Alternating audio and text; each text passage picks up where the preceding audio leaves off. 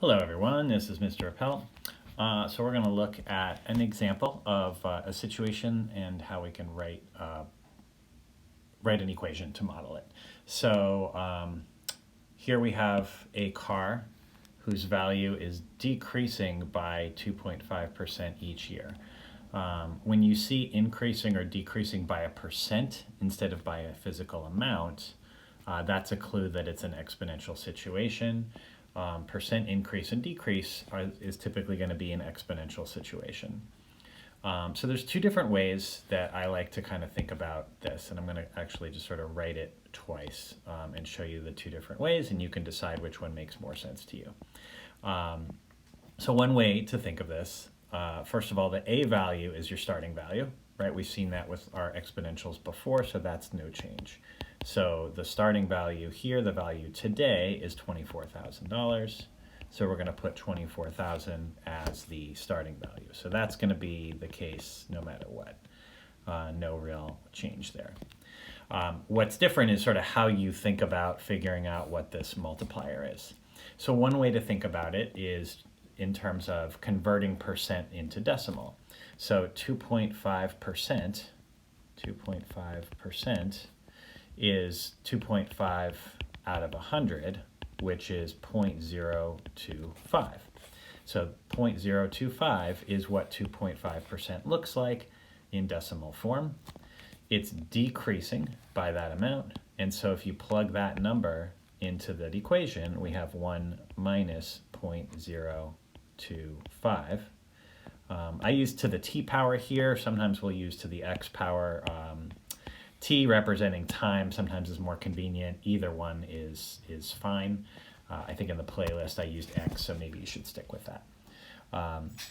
And then we would simplify this to be 24,000 times 0.975 to the t power, right? Because 1 minus 0.025 is 0.975.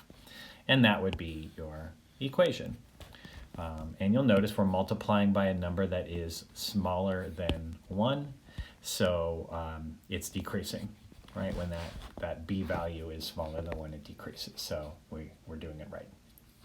Okay, the other way of thinking about the percent increase and decrease is, and what's really kind of going on in this generic formula, the 1 represents the original amount, like 100% of the amount. What we're basically doing is saying, let's take the original amount and then subtract, in this case, 2.5% of that amount.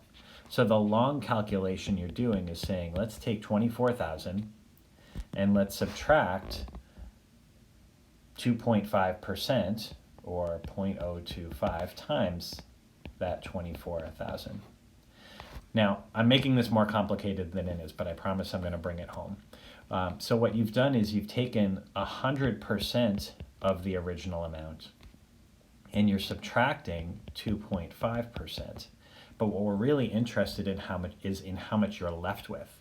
So if you have 100% and you take away 2.5%, you're left with 100 minus 2.5, which is 97.5%.